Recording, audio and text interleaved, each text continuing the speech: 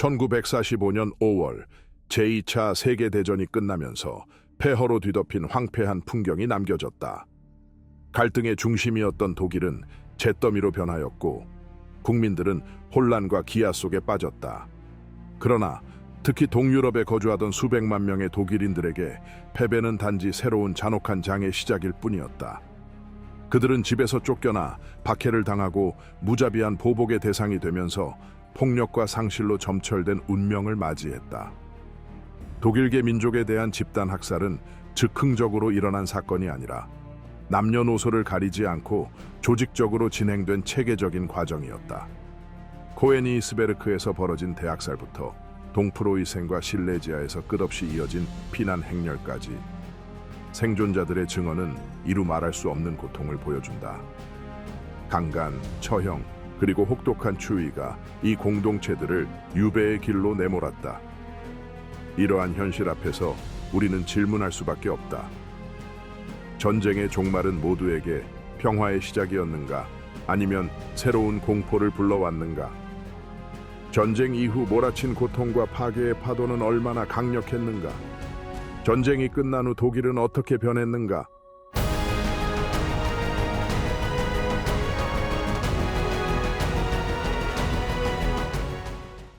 제국의 황혼, 1945년 폐허가 된 독일. 1945년 5월 독일의 무조건 항복은 유럽에서 제2차 세계대전의 종식을 의미했다.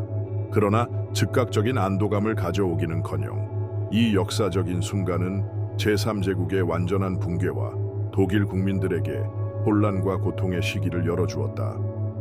도시 전체가 폐허가 되었고 기반 시설은 파괴되었으며 수백만 명의 민간인이 전쟁 지역에 갇히거나 강제로 이주당했다. 전쟁을 주도했던 국가였던 독일은 이제 그 처참한 패배의 결과를 마주해야 했다. 나치 정권의 붕괴는 질서 있게 진행된 과정이 아니었다. 항복 직전 몇 주 동안 공포와 혼란이 독일 전역을 휩쓸었다. 독일의 정치 및 군사적 중심지였던 베를린은 몰락의 상징이 되었다. 수도에서 벌어진 마지막 전투는 도시를 완전히 파괴했다. 80%가 넘는 건물이 연합군의 폭격과 붉은 군대와 독일군 사이의 치열한 시가전으로 잔해가 되었다. 소련 종군 기자들이 촬영한 사진들은 초현실적인 풍경을 보여준다. 거리에는 잔해가 가득했고 건물들은 불에 타 검게 그을렸으며 시민들은 공허한 눈빛으로 방황하고 있었다. 민간인들에게 미친 충격은 엄청났다. 전쟁의 마지막 몇 달 동안 수백만 명이 전투 지역을 벗어나기 위해 필사적으로 도망쳤다. 특히 동프로이센, 포메라니아, 실레지아 지역에서 가족 단위의 피난 행렬이 서쪽으로 향했다. 그들은 손에 들 수 있는 최소한의 짐만 가지고 길을 나섰다. 1990년대에 기밀 해제된 소련 문서들은 이러한 난민 행렬이 연합군 항공기와 지상군의 공격을 자주 받았음을 기록하고 있다. 수백 명이 목숨을 잃었고 한 생존자는 이렇게 회상했다. 하늘과 땅이 모두 우리를 적대하는 것 같았습니다. 한 걸음 한 걸음이 위험이었어요. 어머니들은 품에 아이를 안고 있었지만 모두가 끝까지 살아남을 수는 없었습니다. 한편 독일 도시 내부에서는 식량 부족과 기본적인 공공 서비스의 붕괴로 인해 수백만 명이 절망 속으로 내몰렸다. 암시장이 번성했으며 많은 이들이 최소한의 생필품을 얻기 위해 물물 교환에 의존했다. 1946년 국제적 십자사 보고서는 함부르크와 드레스덴 같은 도시에서 사람들이 개인의 귀중품을 빵 한 조각이나 약간의 석탄과 맞바꾸었다고 기록하고 있다. 굶주림만이 문제가 아니었다. 위생 환경이 악화되고 과밀한 주거 환경이 질병 확산을 가속했다. 일부 지역에서는 티푸스와 이질이 전염병 수준으로 번졌다. 병원들은 환자로 넘쳐났으며 의료 장비가 부족하여 모든 환자를 치료할 수 없었다. 항복 후 베를린에서 근무했던 한 의사는 일기에서 이렇게 적었다. 날마다 더 많은 환자가 찾아왔습니다. 며칠째 아무것도 먹지 못한 여성과 아이들이 있었고 그들은 작은 감염조차도 견딜 힘이 없었습니다. 우리는 무력감을 느꼈습니다. 동시에 연합군이 점령한 지역에서 독일 민간인들의 처우는 지역별로 크게 달랐다. 동부에서는 붉은 군대가 점령하면서 민간인을 향한 보복이 빈번하게 이루어졌다. 강간, 약탈, 즉결 처형이 수천 명의 독일인들에게 가혹한 현실이 되었다. 이러한 행위들은 공식적으로 승인된 것은 아니었지만 소련 비밀 경찰인 NKVD NKVD 의 내부 문서에 따르면 나치가 소련에서 저지른 만행에 대한 복수로 일부 용인되었다. 폴란드 연구자들이 수집한 증언 중 하나에서는 코에니히스베르크 출신의 한 여성이 SS 소속이라는 근거 없는 이유로 이웃이 처형당하는 것을 목격했다고 전한다. 서부에서는 미국, 영국, 프랑스 점령군이 보다 체계적인 정책을 시행했지만 여전히 상황은 가혹했다. 연합군 당국은 독일 민간인의 이동과 활동에 엄격한 제한을 가했고 나치 정권의 잔재를 철저히 해체하는 작업을 진행했다. 많은 독일인들은 사기가 꺾이고 육체적으로 지쳐 있었으며 자국을 무너뜨린 승전국의 점령 아래에서 살아야 하는 굴욕을 감내해야 했다. 사회적 혼란은 범죄 증가로도 나타났다. 중앙정부가 붕괴하면서 절도, 폭력 사건 및 기타 범죄가 급증했다. 많은 도시에서 연합군은 질서를 회복하기 위해 개입해야 했지만 그들의 자원도 한정적이었다. 1945년의 영국 정부 기록에 따르면 함부르크에서 시민들이 스스로를 보호하기 위해 순찰대를 조직했으며 종종 손에 넣을 수 있는 무기들을 이용해 무장했다고 전한다. 이러한 역경 속에서도 희망의 조짐이 보이기 시작했다. 국제적 십자사와 유엔과 같은 국제기구가 인도적 지원을 제공하기 위해 개입했다. 해외에서 보내온 식량과 의약품이 많은 생명을 구했지만 모든 필요를 충족시키기에는 부족했다. 당시 찍힌 사진들에는 베를린에서 아이들이 빵을 받기 위해 줄을 서 있는 모습이 담겨 있다. 그들의 얼굴에는 피로가 역력했지만 따뜻한 한 끼를 받을 수 있다는 희망이 비쳤다. 제3제국의 몰락은 잔혹한 정권의 종말을 의미했지만 동시에 수백만 명의 독일인들에게 길고 고통스러운 생존 투쟁의 시작이었다. 전쟁이 남긴 신체적, 정서적 폐허는 독일 사회가 오랫동안 짊어져야 할 어두운 유산이 되었으며 생존을 위한 투쟁이 일상의 모든 측면을 정의하는 시기가 되었다. 플룩트 und Vertreibung, 수백만 명의 독일인의 탈출과 추방. 독일이 1945년 항복한 후 유럽에서 가장 큰 인도적 위기 중 하나가 시작되었다. 12에서 1400만 명의 독일계 주민들이 동유럽의 영토, 즉 동프로이센, 실레지아, 그리고 주데텐란트에서 강제로 추방되었다. Flucht und Vertreibung, 탈출과 추방으로 알려진 이 대규모 이동은 현대 역사에서 가장 거대한 강제 이주 중 하나로 기록되었다. 나치 범죄의 집단적 책임자로 간주된 독일계 주민들은 집을 떠나야 했으며 폭력과 기아, 극한의 환경 속에서 불확실한 미래를 향해 떠나야 했다. 이러한 추방 계획은 전쟁이 끝나기 전부터 이미 시작되었다. 1945년 7월에 열린 포츠담 회담에서 연합국 지도자들은 유럽 국경 재편을 결정하였으며 이는 독일 영토 일부를 폴란드와 소비에트 연방으로 이양하는 것을 포함했다. 이러한 영토 재조정은 해당 지역에 거주하는 독일인들의 대규모 재배치를 의미했다. 포츠담에서 연합군이 발표한 공식 문서는 이러한 조치가 유럽의 미래 평화를 보장하기 위해 필요하다고 정당화했지만 추방은 질서 있고 인도적으로 이루어져야 한다고 명시했다. 그러나 현실은 전혀 달랐다. 소련군이 점령한 지역에서는 이러한 추방이 극도로 가혹하고 신속하게 진행되었다. 소련군과 지역 민병대는 독일인 거주 지역을 습격하여 가족들에게 최소한의 짐을 챙길 시간만 주고 떠나도록 강요했다. 1988년에 비밀 해제된 소련 문서에 따르면 독일인들은 원래 가축을 운반하는 화물 열차에 실려 서독으로 이동해야 했으며 이 과정은 몇 주가 걸렸다. 이 열차의 환경은 비인간적이었다. 난방도 없었고 환기도 제대로 되지 않았으며 음식과 물도 거의 제공되지 않았다. 1945년에서 1946년 겨울 동안의 혹한은 이러한 고통을 더욱 악화시켰다. 동프로이센에서는 수천 명이 서쪽으로 향하는 도보 행군 중 추위로 사망했다. 소련 종군 기자들이 촬영한 사진에는 끝없이 이어지는 피난민 행렬이 담겨 있으며 어린이와 노인들도 눈 속에서 고통스럽게 행군하고 있었다. 생존자들의 증언은 참혹한 현실을 보여준다. 그레타 M이라는 여성은 실레지아에서 가족과 함께 추방당했던 경험을 이렇게 회상했다. 어머니는 어린 남동생을 안고 계셨고 저는 썰매에 짐을 싣고 끌었습니다.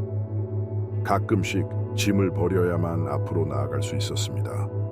추위는 견딜 수 없을 정도였지만 멈추면 죽는 것이었습니다.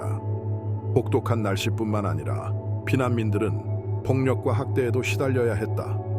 많은 경우 난민 열차나 도보 행렬이 지역 민병대의 공격을 받았다.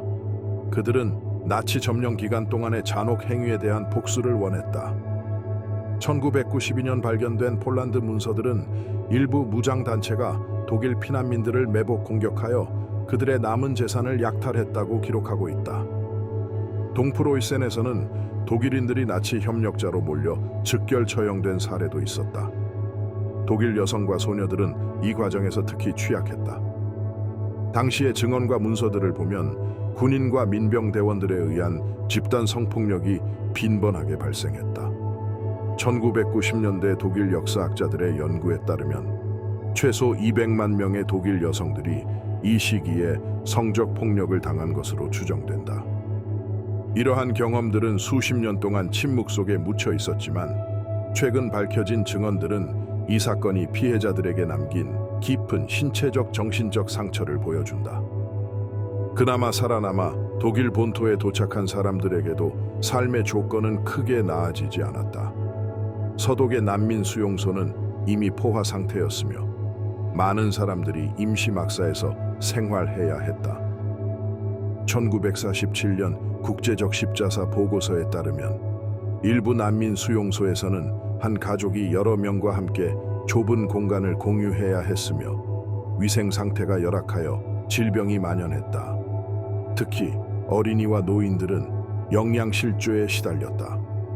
난민의 대규모 유입은 독일 사회 내부에서도 긴장을 불러일으켰다.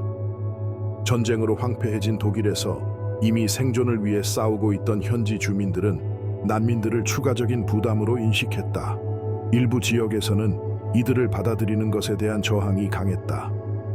1946년 바이엘은 주 정부의 보고서에는 한 시골 마을 주민들이 난민 수용소 설치를 반대하며 시위를 벌였다는 기록이 남아있다.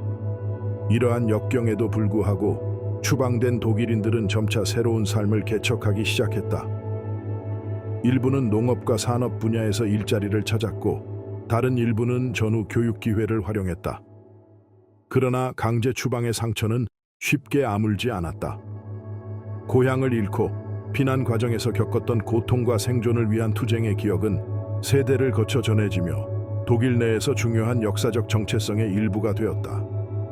이 과정은 당시 유럽의 안정을 위한 조치로 정당화되었지만 결과적으로 수백만 명의 사람들에게 이루 말할 수 없는 고통을 안겨주었다. 수십 년 동안 수집된 문서와 증언들은 회담장에서 내려진 정치적 결정이 개인들의 삶에 얼마나 파괴적인 영향을 미쳤는지를 보여준다. 제2차 세계대전의 다른 사건들만큼 많이 알려지지는 않았지만 이 비극적인 역사는 전쟁이 남긴 깊은 상처를 보여주는 중요한 사례로 남아있다. 분노의 폭발, 코에니 히스베르크, 브레슬라우 및 기타 도시에서 벌어진 대학살. 제3제국이 1945년 무너진 후 동유럽에서는 독일 민간인을 대상으로 한 보복의 물결이 휘몰아쳤다. 코에니 히스베르크, 브레슬라우 등 나치의 통제 아래 있었던 도시들에서 소련군과 지역 민병대는 전쟁의 마지막을 장식하는 가장 어두운 학살을 자행했다. 무차별적인 폭력, 즉결 처형, 그리고 극단적인 학대가 뒤섞인 이 보복은 해당 지역 공동체에 깊은 상처를 남겼다. 코에니 히스베르크, 동프로이센의 문화적 중심지였던 이 도시는 전쟁의 마지막 날들 동안 참혹한 변화를 겪었다. 수주 동안 소련군에 의해 포위된 후 마침내 1945년 4월에 함락되었다. 소련군이 진입했을 때 그들은 기진맥진하고 굶주린 상태의 민간인들을 발견했다. 그러나 나치 점령 기간 동안 소련 본토에서 끔찍한 만행을 경험했던 군인들에게 동정심은 존재하지 않았다. 1992년에 비밀 해제된 소련 문서에는 독일 남성들이 나치 협력자로 지목되어 증거 없이 즉결 처형되었다는 기록이 남아있다. 당시 살아남은 헬가 L이라는 여성은 1950년대 인터뷰에서 다음과 같이 증언했다. 남자들은 집에서 끌려나와 거리에 줄지어 섰어요. 창문 너머로 총성이 들렸지만 우리는 아무것도 할 수 없었습니다. 그것은 정의가 아니라 처형이었어요. 그러나 공포는 처형에서 끝나지 않았다.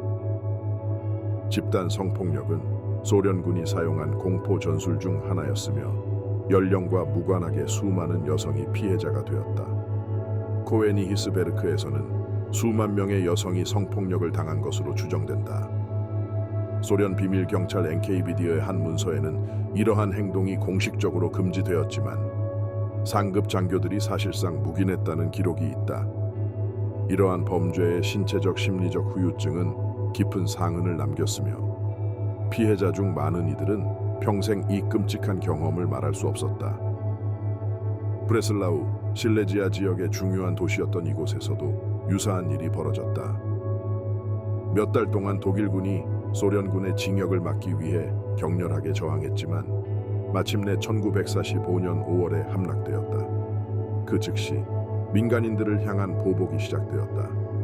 1970년대에 발견된 폴란드 문서에는 소련군이 조직적으로 도시를 약탈하고 재산을 파괴했으며 나치 당원으로 의심되는 민간인들을 즉결 처형했다는 기록이 남아있다.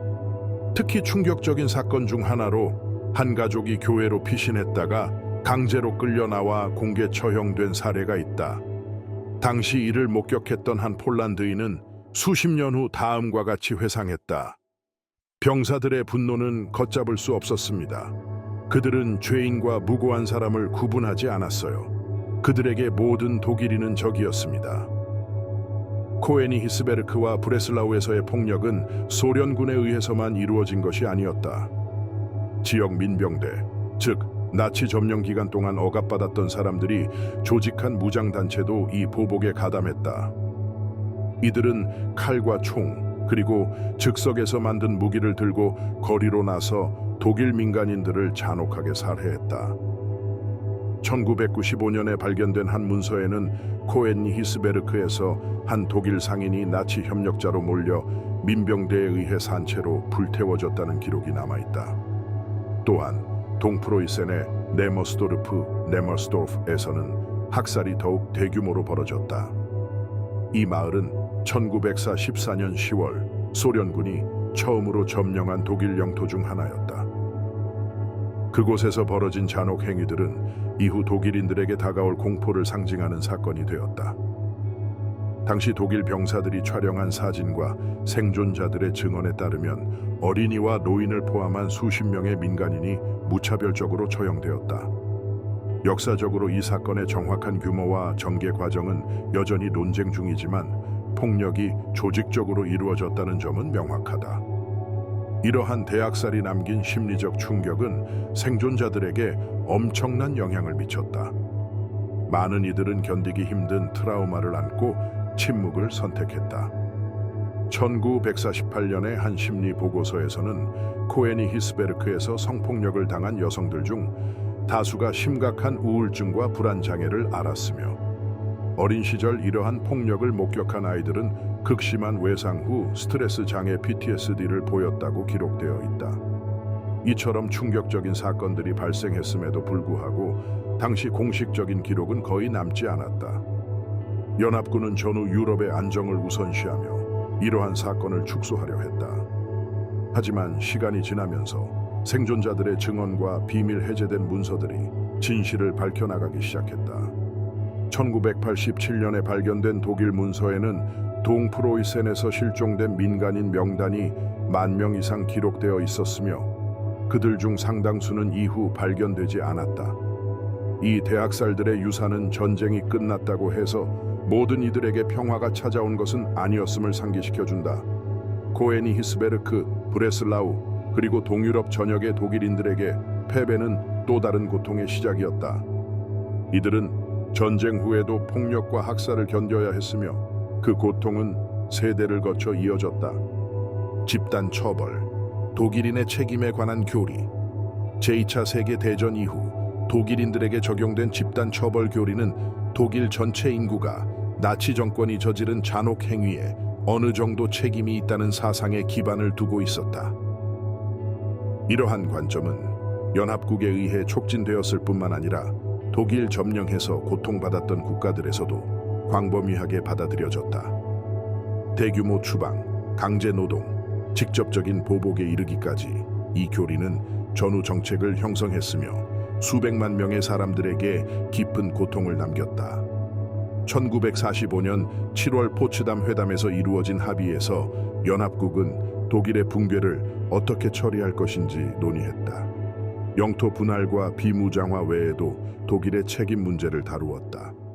회담 이후 발표된 공식 문서에서는 독일인들이 전쟁 범죄와 나치 점령 기간 동안 저질러진 잔혹 행위에 대한 책임을 져야 한다고 명시했다. 처음에는 이러한 접근 방식이 나치 정권 지도자들을 대상으로 했지만 곧 독일 전역의 일반 시민들에게까지 확대되었다. 특히 소련과 폴란드가 점령한 지역에서 그 적용이 더욱 엄격했다. 동부 지역에서는 집단적 책임 교리가 특히 가혹하게 적용되었다. 동프로이센, 실레시아, 주데텔란트에서 독일계 주민들이 대규모로 추방된 것은 단순한 안전 조치로만 여겨진 것이 아니라 제3제국의 범죄에 대한 처벌로도 간주되었다. 1991년에 비밀 해제된 폴란드 문서에 따르면 당시 지역 당국은 이러한 추방을 독일의 영향을 완전히 제거하고 다시는 침략의 발판이 되지 않도록 하기 위한 방법으로 정당화했다. 많은 경우 이러한 논리는 독일 민간인들에 대한 무차별적인 폭력 행위로 이어졌다.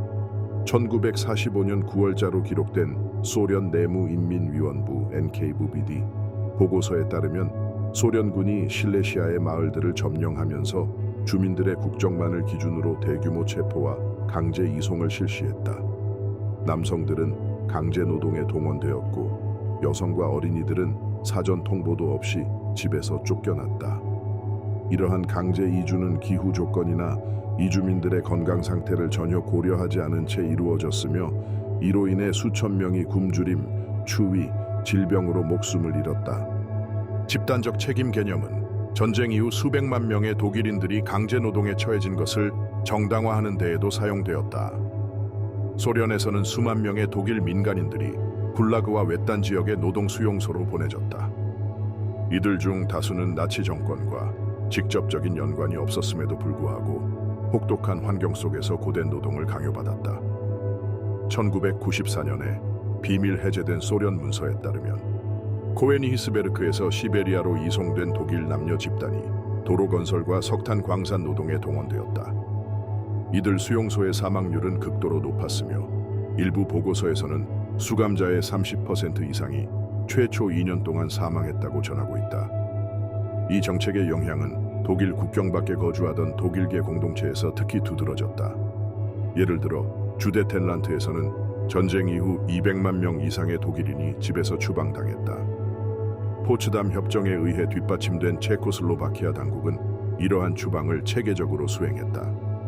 일부 경우 주민들은 단 몇 시간의 통보만 받고 떠나야 했으며 모든 재산을 남겨두고 떠나야 했다.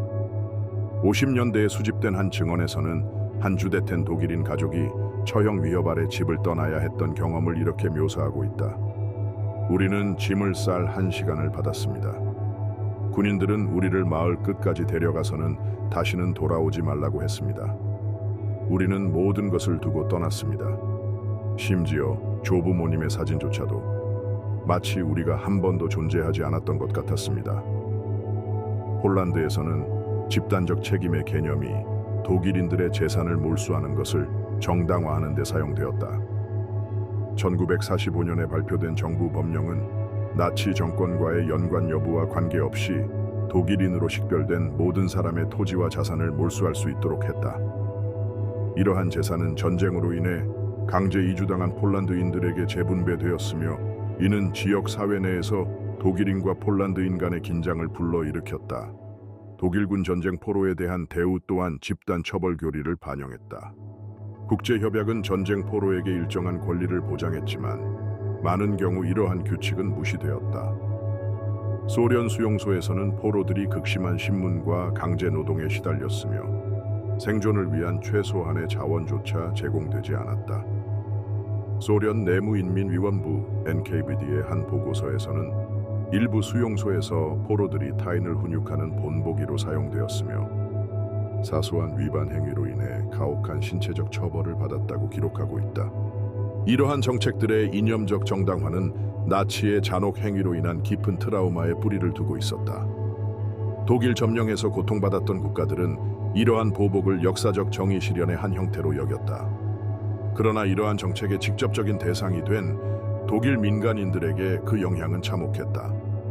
1946년에 발표된 국제적십자 보고서에서는 난민 캠프에서 생활하는 독일인들이 극심한 영양실조와 질병으로 고통받았으며 생존이 위협받는 상황에 처했다고 상세히 서술하고 있다. 이러한 어려움에도 불구하고 전후 많은 국가의 공식적인 서사는 이러한 조치를 안정성을 유지하는 데 필요한 불가피한 행동으로 정당화했다. 국제적 비판을 인식하고 있던 연합국 지도자들은 학대 사례를 축소하거나 무시하는 한편 전후 복구 과정의 성과를 강조하는 경향을 보였다. 그러나 이후 비밀 해제된 문서들과 희생자들의 증언들이 이러한 정책의 실제 규모를 밝혀내면서 기존의 공식적 내러티브에 도전하는 움직임이 나타나기 시작했다. 집단 처벌 교리는 복잡한 유산을 남겼다. 이는 제3제국의 범죄에 대한 응징으로 여겨졌지만 동시에 전쟁과 직접적인 관련이 없는 수백만 명의 사람들에게 극심한 고통을 초래했다. 이 시대를 살아남은 독일인들에게 신체적, 감정적 상흔은 깊었으며 이들의 경험담은 세대를 거쳐 전해지면서 이러한 사건들이 잊히지 않도록 하는 역할을 했다. 굴락의 그림자, 강제노동 수용소의 독일인들. 1945년 독일의 항복으로 소련은 전쟁으로 황폐해진 나라를 재건해야 하는 과제에 직면했습니다. 이를 위해 소련은 노동력의 자원으로서뿐만 아니라 처벌의 수단으로도 여겨진 독일 민간인과 전쟁 포로들을 활용했습니다. 수만 명의 남성, 여성, 청소년들이 굴락, 즉 소련의 광범위한 강제 노동 수용소 시스템으로 보내졌으며 그곳에서 비인간적인 조건과 착취가 그들의 새로운 현실이 되었습니다. 이러한 포로들의 이송은 독일 항복 직후에 시작되었습니다. 1991년에 비밀이 해제된 NKVD 문서에 따르면 수천 명의 민간인이 붉은 군대가 점령한 지역에서 체포되어 잠재적 협력자 또는 재배치 가능한 노동자로 분류되었습니다. 이들 중 다수는 나치 정권과 아무런 관련이 없었지만 그들의 국적과 노동력으로서의 유용성 때문에 표적이 되었습니다. 코에니히스베르크, 실레지아, 동프로이센에서 그들은 화물열차에 객체 실려 시베리아, 코카서스, 중앙아시아의 외딴 지역으로 이송되었습니다. 이동은 몇 주씩 지속될 수 있었으며 객차는 환기, 난방, 기본적인 자원이 부족했습니다.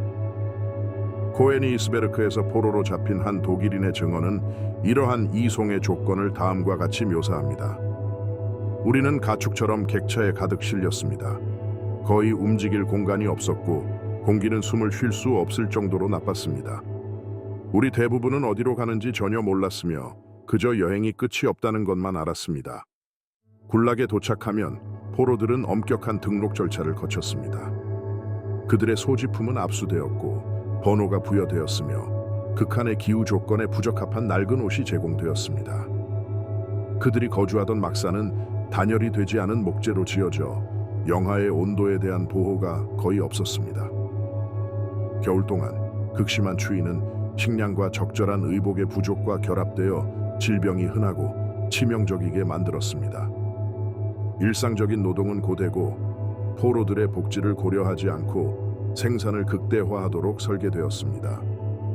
시베리아의 굴락에서 많은 독일인들은 석탄과 금속 광산에서 일하며 위험한 조건에서 안전 장비 없이 터널을 파고 있었습니다. 다른 이들은 울창한 숲이 있는 지역에서 나무를 베기 위해 보내져 14시간의 작업일과 함께 조잡한 도구로 일했습니다. 1947년에 NKVD 보고서에서는 한 수용소에서 작업 관련 사고로 최소 500명의 사망자가 기록되었습니다. 굶주림은 포로들의 일상생활에서 끊임없는 문제였습니다. 배급은 검은 빵, 묽은 수프, 그리고 가끔 말린 생선으로 구성되어 있었습니다. 이러한 배급량은 격렬한 육체 노동을 수행하는 남성과 여성을 유지하기에 충분하지 않아 심각한 영양실조를 초래했습니다. 한 소련의 기록은 일일 작업 할당량을 달성하지 못한 포로들이 배급량 감소로 처벌받았으며 이는 약화와 처벌의 치명적인 순환을 만들어냈다고 언급합니다. 일부 수용소에서는 독일인 포로들이 새로운 형태의 노동 착취 실험의 희생자가 되었습니다. 1988년에 발견된 한 보고서에서는 일부 굴락에서 강제 노동자의 신체적 한계를 결정하기 위한 실험이 수행되었다고 자세히 설명합니다. 이러한 관행은 작업 할당량의 점진적인 증가와 동시에 배급량의 감소를 포함하여 높은 사망률을 초래했습니다. 극한의 환경 속에서도 일부 포로들은 기지와 연대를 통해 저항하며 살아남았습니다. 수용소 내에서는 비밀 네트워크가 형성되었으며 포로들은 음식, 생존 팁, 심지어 약품까지 공유했습니다. 카자흐스탄의 한 굴락에서는 독일인 포로들이 내부 교환 시스템을 조직하여 작은 개인 소지품을 화폐처럼 사용하며 추가적인 음식이나 방한복을 구하는 데 활용했습니다. 굴락의 감시는 엄격했으며 탈출 시도는 가혹한 처벌을 받았습니다.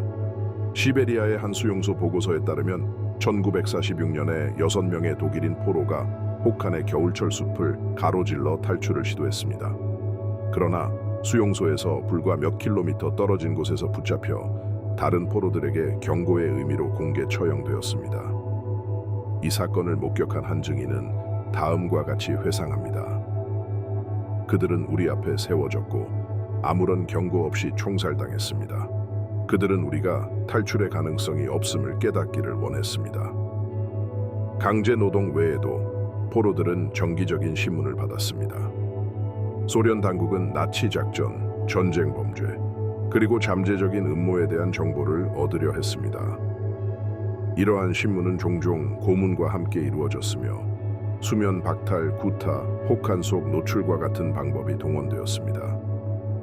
독일인 역사가들이 수집한 한 증언에서는 한 포로가 맨발로 눈 위에 몇 시간 동안 서 있도록 강요받으며 신문을 당했다고 묘사하고 있습니다. 1953년 스탈린의 사망 이후 굴락의 상황은 서서히 변화하기 시작했습니다. 니키타 흐루쇼프가 추진한 탈스탈린화 정책은 독일인을 포함한 많은 포로들의 점진적인 석방으로 이어졌습니다. 그러나 그때까지 이미 수천 명이 목숨을 잃었으며 생존자들은 신체적, 정신적으로 깊은 상처를 안고 고향으로 돌아갔습니다. 독일인 포로들의 굴락에서의 기록과 증언들은 소련 정책이 강제 노동을 처벌과 재건의 도구로 어떻게 활용했는지를 강력하게 증명하고 있습니다. 이 경험을 겪은 이들에게 수용소에서 보낸 세월의 기억은 전후 시대의 잔혹함을 상징하며 역사상 가장 파괴적인 분쟁 이후 정의를 모색하던 세계의 도덕적 복잡성을 상기시키는 역할을 합니다. 잃어버린 영토, 동유럽의 변혁. 제2차 세계대전의 종말은 동유럽의 지도를 근본적으로 변화시켰습니다. 독일계 주민들의 대규모 추방, 강제 이주 및 영토 재편이 국경을 다시 그렸으며 수세기 동안 여러 지역에서 존재했던 독일 문화와 인적 유산이 사라졌습니다. 이러한 과정은 미래의 평화를 보장하기 위한 조치로 홍보되었지만 그 인적 문화적 비용은 측정할 수 없을 정도로 막대했습니다. 1945년 포츠담 회담에서 체결된 협정에 따라 연합국은 독일 영토의 광대한 지역을 폴란드와 소련으로 이양하기로 결정했습니다. 동프로이센, 포메라니아, 실레지아는 이 두 국가에 분할되었으며 수데텐란트는 체코슬로바키아의 일부가 되었습니다. 이러한 새로운 영토 배분을 공고히 하기 위해 해당 지역에 거주하던 독일인들은 체계적으로 추방되었습니다. 1946년에 폴란드 정부가 발표한 한 보고서는 이러한 조치를 정당화하며 독일의 위협이 다시 부활하지 않도록 하기 위한 조치라고 기술하고 있습니다. 동프로이센은 수세기 동안 독일 문화와 정치의 중심지였으나 전쟁 이후 즉각적이고 급진적인 변화를 겪었습니다. 그림 같은 풍경과 풍부한 역사를 지닌 이 지역은 폴란드와 소련 사이에 분할되었습니다. 옛 수도였던 코에니 히스베르크는 칼리닝그라드로 개명되었으며 완전히 소련화되었습니다. 1990년대에 비밀이 해제된 소련 문서에 따르면 당국은 독일의 흔적을 지우기 위한 의도적인 캠페인을 수행했으며 역사적인 기념물의 파괴부터 남아있던 독일인의 강제 이주까지 이루어졌습니다. 한 소련 장교는 보고서에서 다음과 같이 기록했습니다. 칼리닝그라드는 새로운 질서의 상징이 되어야 한다. 여기에는 파시즘의 폐허가 있을 자리가 없다. 한때 독일 문화의 중심지였던 도시들은 새로운 민족 정체성의 거점으로 변화했습니다. 실레지아에서는 브레슬라우가 브로치와 앞으로 개명되었으며 소련에 의해 동부 영토를 상실한 폴란드에서 이주해온 폴란드인들이 정착했습니다. 이러한 대규모 인구 교환은 긴장감을 초래했는데 새롭게 도착한 이들은 낯선 환경에 적응하는 데 어려움을 겪었고 한편으로는 추방된 독일인들의 흔적이 여전히 남아 있었습니다. 1947년에 한 폴란드 보고서는 거리 이름, 교회, 독일인 묘지가 철저히 변경되거나 파괴되었음을 기록하며 과거의 기억을 지우려는 시도를 보여줍니다. 수데텐란트에서는 독일계 주민들의 추방이 특히 조직적으로 이루어졌습니다. 전쟁 이전에 300만 명이 넘는 독일인이 거주했던 이 산악 지역은 불과 몇 년 만에 완전히 비워졌습니다. 버려진 재산들은 체코슬로바키아 정부에 의해 몰수되었고 새로운 거주민들에게 재분배되었습니다. 그러나 새로 유입된 사람들은 농장과 공장을 유지하는 데 필요한 경험이 부족했기 때문에 많은 건물들이 방치되거나 황폐화되었습니다. 1950년대에 한 체코슬로바키아 역사가가 수집한 증언에 따르면 수데텐란트로 이주한 한 폴란드 가족은 그 환경에 적응하는 데 어려움을 겪었습니다. 이곳의 모든 것이 이전 거주자들의 흔적을 간직하고 있었다. 독일인들은 사라졌지만 그들의 존재는 여전히 남아있는 것 같았다. 동유럽에서 독일계 공동체가 사라진 것은 아마도 이 변화 과정에서 가장 비극적인 요소 중 하나일 것입니다. 수세기 동안 이들은 건축, 음악, 문학, 지역 전통에 중요한 기여를 해왔습니다. 그러나 그들이 추방됨으로써 유럽 역사에 깊이 뿌리내린 유산이 상실되었습니다. 예를 들어 코에니 히스베르크에서는 수세기 동안 전쟁과 정치적 변화 속에서도 살아남았던 대성당이 공습으로 심각하게 파괴되었으며 이후 수십 년간 방치되었습니다. 결국 1980년대에 이르러 복원되었지만 이는 독일 문화의 상징이 아니라 소련의 기념물로 자리 잡았습니다. 문화적, 영토적 변화 외에도 이러한 변혁이 인간에게 미친 영향은 실로 엄청났습니다. 독일에서 추방된 이들은 단순히 집을 잃었을 뿐만 아니라 수세대 동안 살아온 땅에서 강제로 뿌리 뽑힌 충격을 겪어야 했습니다. 많은 이들이 강제 이송 중 목숨을 잃었으며 다른 이들은 서독의 난민 수용소에서 수년을 보내며 차별과 가난에 시달렸습니다. 1948년 국제적십자 보고서에 따르면 이러한 난민 수용소에 머물던 독일인 아이들 중 수천 명이 영양실조와 질병으로 고통받았으며 부모들은 일자리를 찾고 삶을 재건하기 위해 분투해야 했습니다. 이러한 추방의 영향은 독일인들에게만 국한되지 않았습니다. 새로운 영토를 수용한 국가들 역시 상당한 도전에 직면했습니다.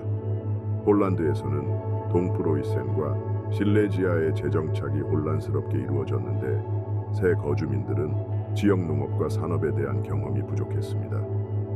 폴란드 기록 보관소에는 많은 마을이 새 이주민들이 적응하지 못해 결국 버려졌다는 내용이 남아 있습니다. 체코슬로바키아에서도 독일계 주민들이 사라지면서 특히 농촌 지역에서 경제적, 사회적 공백이 발생했습니다.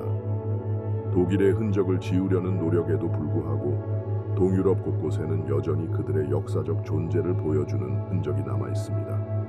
칼리닝그라드에서는 옛 프로이센 요새의 유적과 잊혀진 묘지들이 한때 이 지역을 지배했던 독일의 흔적을 말해주고 있습니다. 브로츠와프에서는 고딕 양식의 교회와 건물들이 브레슬라우였던 과거를 떠올리게 합니다. 심지어 수데텐란트에서도 버려진 독일 마을의 폐허가 불과 몇 년 만에 사라져버린 공동체의 이야기를 들려줍니다. 제2차 세계대전 이후 동유럽의 변화 과정은 복잡했으며 그 영향을 받은 사람들과 장소들의 깊은 흔적을 남겼습니다.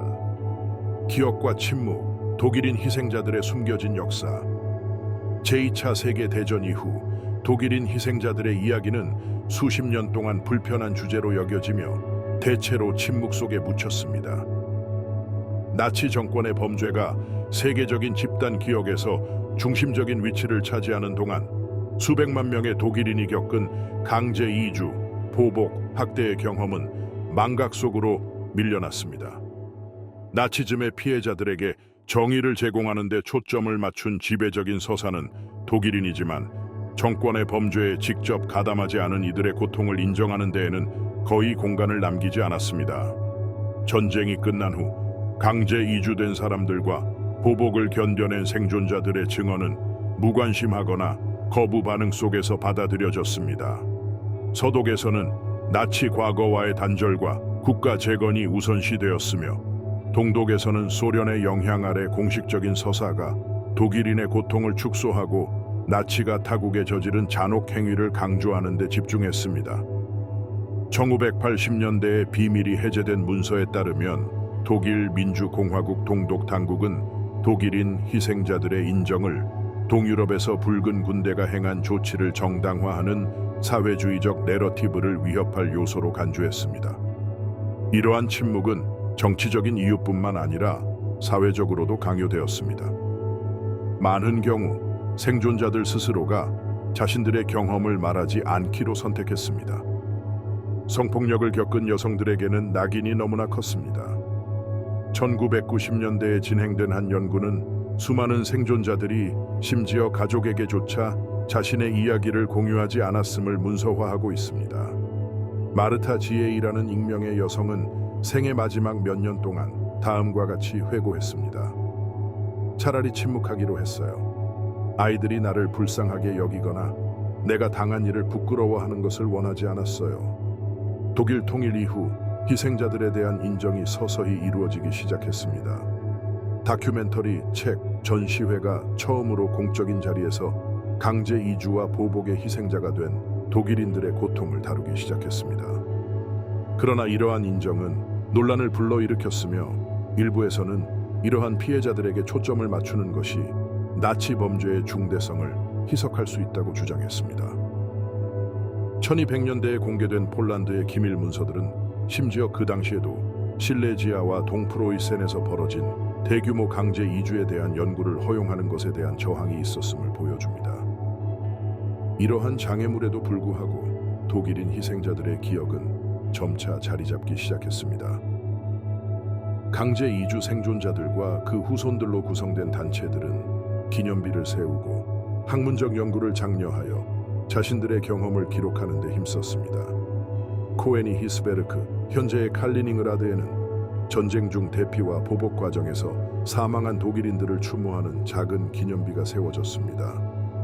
수데텔란트에서는 버려진 교회와 공동묘지의 유적이 복원되어 사라진 공동체의 기억을 보존하는 역사적 장소로 자리 잡았습니다. 이러한 희생자들의 역사는 여전히 논란의 여지가 있지만 그들의 존재를 인정하는 것은 전쟁 이후의 사건들을 온전히 이해하는 데 필수적입니다. 단순화된 내러티브를 넘어 이들의 이야기는 전쟁과 그 여파가 국적이나 정치적 소속에 관계없이 모든 이들에게 영향을 미쳤음을 보여주는 중요한 증거가 됩니다. 제2차 세계대전 이후 독일인들을 대상으로 한 집단 학살과 보복은 유럽 역사에서 어두우면서도 덜 알려진 장 중 하나를 형성합니다. 제3제국과의 유일한 연결고리가 국적뿐이었던 수백만 명의 민간인들은 강제 이주, 학대, 그리고 삶의 터전 상실을 겪어야 했습니다. 이러한 사건들은 당시에는 안전보장 및 역사적 보상의 조치로 정당화되었지만 그 결과 남겨진 고통은 여러 세대에 걸쳐 깊은 상처를 남겼습니다. 이러한 희생자들을 인정하는 과정은 정치적 사회적 내러티브에 의해 지연되었으며 그 과정에서 다른 의제들이 우선시되었습니다. 그러나 이들의 기억은 전쟁이 인류에게 미친 영향을 온전히 이해하는 데 필수적입니다. 강제 이주, 학살, 그리고 보복은 단순히 유럽의 국경을 다시 그리는 데 그치지 않고 지역 전체의 문화적 사회적 구조를 영원히 변화시켰습니다. 이 이야기는 정의를 실현하는 과정에서도 복수로 이어질 위험이 있음을 상기시킵니다. 이러한 사건들을 되새기는 것은 나치 정권의 행위를 정당화하기 위함이 아니라 과거의 교훈이 우리가 나아갈 미래를 인도하여 인류의 고통이 다시는 간과되거나 반복되지 않도록 보장하기 위함입니다.